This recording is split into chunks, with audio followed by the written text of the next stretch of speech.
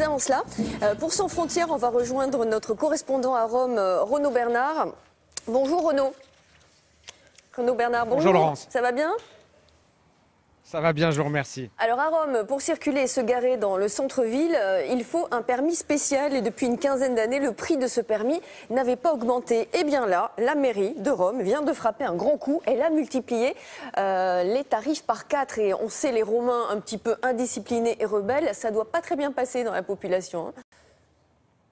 Non, ça passe pas très bien. Vous savez, l'Italie a été précurseur en la matière. Il y a une vingtaine d'années, elle a inventé ce sésame. Si on l'importe en France, ça fera tout drôle à bien des automobilistes. Avec ce sésame, ce permis, on peut circuler dans les centres-villes. Si on ne l'a pas, on s'expose à de très lourdes amendes. Et effectivement, plus 400%, ça entre en vigueur en ce moment à Rome.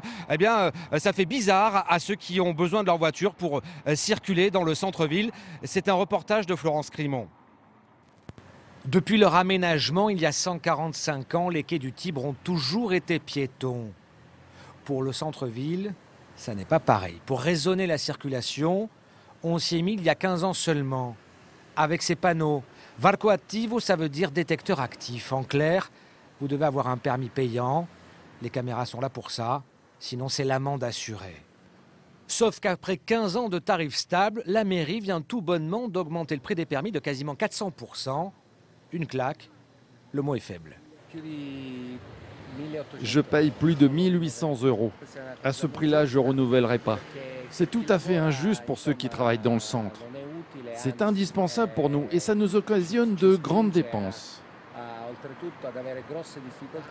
L'objectif, combler avec les automobilistes 850 millions d'euros de déficit. La municipalité avance une autre raison.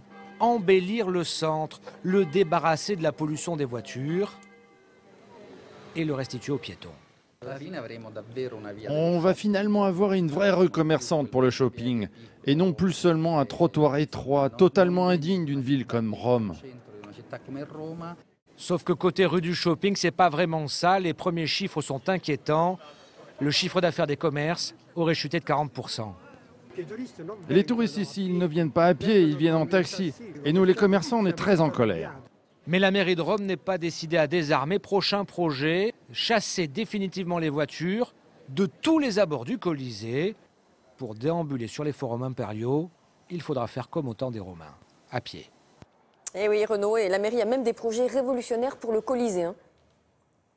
Alors ça crée même polémique parce que le Colisée, il est dans l'état que l'on connaît, mais c'est une œuvre antique, alors on n'y touche pas. Eh bien, il y a un projet de reconstruire une partie du plancher du Colisée afin d'y donner des spectacles. Et là, c'est tout un débat quasi philosophique. Doit-on toucher aux ruines telles qu'elles sont ou doit-on les rénover, les repeindre presque, les reconstruire? Le débat n'est pas encore tranché.